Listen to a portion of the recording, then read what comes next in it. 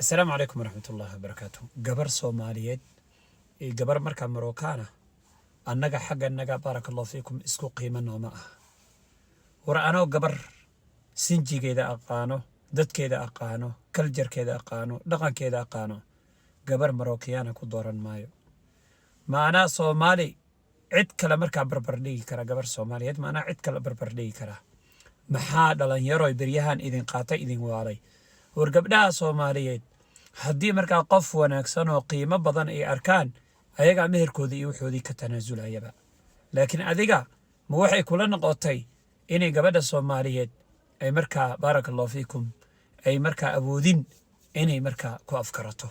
war gabadha Soomaaliyeed waa gabar qiimo badan cid aan maanta barbardhigi karna ma jirto haddaan taariikhdii hore dib ugu noqonana hablaha Soomaaliyeed 100 halaada la siisan jiray maanta adiga yaa 100 halad ku weydiiyay wax u dhow xitaa laguma weydiin meherkeeda inta yar ee gabadha Soomaaliyeed ku weydiisanayso maanta miyaad bakhaylow leedahay gabar Marookiyaana ka dooranaya waraano waxaan ku leeyahay mar labaad iyo mar saddexaad aan kugu celinaya Marookaanku waxay xooga saaraan cuntadaada iyo nadaafadaada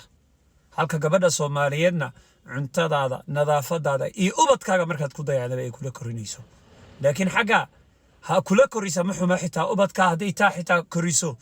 dhaqan xumo iyo waxay kugu korinaysaa marka culture-kii marka gumeystihii Taliyaan iyo Faransiiska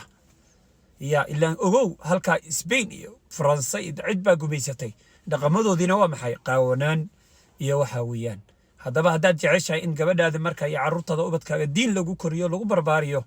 Marookaanka ayagu waa ogahay inay islaamiyiin laakiin dhaqankooda ka xoog badan wad aragtay gabdhooda inay saraawiil timoodana u qaaway shaarar iyo surwaalana ay wataan bar gabar Soomaaliyeed oo qiimo badan oo shaar iyo surwaal inay xirato ka xishoonaysa arabigeed ka baqanaysa cid kale ku doorsan maayo ragow ilaahay ka baqda barakallahu fiikum guurka Soomaalida guur ka fiican iyo gabdhaha Soomaaliyeed gabdha ka fiican waa la waayay inaha ku doorsan intaasan kugu baraarujinaya wallahi Soomaali cid aan barbardhigi kara ma ku doorsanayo ma jirtee gabdhaha Soomaaliyeed noo jira noo waara ilaahayna idin xifdiyo meel walba joogtaan. Assalaamu calaykum wa rahmatullaahi wa barakaatuh.